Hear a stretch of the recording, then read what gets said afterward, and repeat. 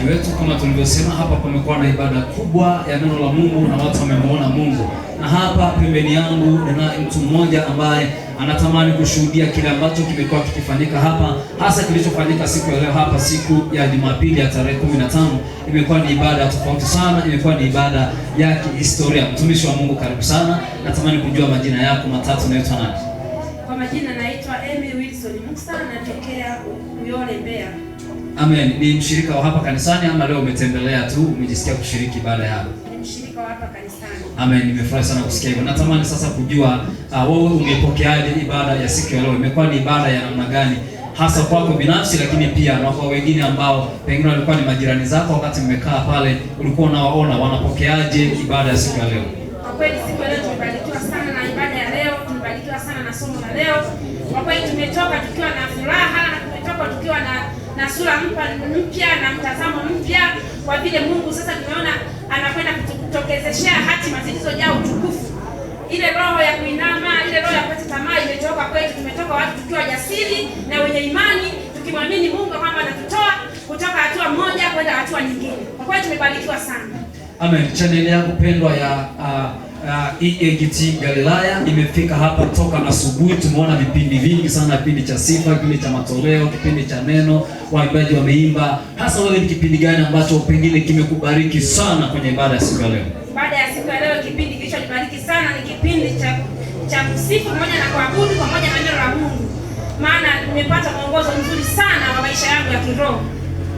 Amen. Sasa unawaambia nini kwa wale ambao pengine wako nyumbani, ama una wito gani kwa wale ambao wamekaa nyumbani leo hawajabahatika kwenda kwenye nyumba za ibada na wengine hawaabudu kabisa ila wako nyumbani? Una wito gani kwao? Ninawashauri kwamba wasikae nyumbani, wakubali kutoka kwenda hemani mwa Bwana.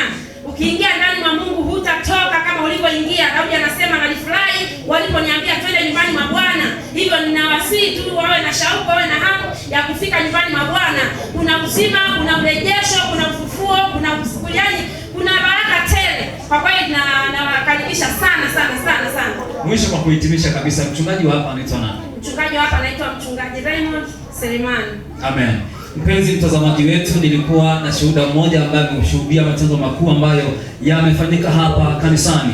Na nitoe tu wito kwa wale ambao natamani kufika hapa kanisani, mtoe maelekezo machache. Kama unatokea mjini, shuka stendi ya Usangu ama stendi ya Makasini, chukua bodaboda, mwambie ninakwenda kanisani kwa mjukuu wa Flora ali maarufu hivyo, utaletwa mpaka hapa mlangoni. Kanisa liko pembezoni mwa barabara hii ya Tulia Aksoni. Chukua tu usafiri pale, pengine umekosa usafiri, ni mwendo kama wa dakika 20 tu ama 25 kwa mwendo wa mguu, utakuwa umefika mahali hapa kanisani. Kanisa liko pembezoni kabisa, ukisogea tu mita kadhaa ukiuliza na kwenda kanisani kwa mjukuu wa Moses Flora ama Pastor Raymond Suleiman, basi utakuwa umefika bila shaka. Nitoe rai na nitoe wito huo. Siku ya Jumapili ibada zinaanza mapema sana. Saa 2 ni ibada za maombi, lakini pia usisahau saa 3 ibada ya Sunday School, na saa 4 ni ibada ya pamoja, kwa maana ya ibada hata ya wachelewaji. Kama wewe ama na mimi tuwachelewaji, basi chukua tu imani ya kuwa mapema. Mimi ni Peter mwana wa Paul, farasi mweupe, mfalme wa maiki. Nyuma ya kamera yuko Rehema na Meshaki MSD, mkemia mkuu Mbozi Finest Rehema Kajun. Shalom shalom, hadi wakati mwingine.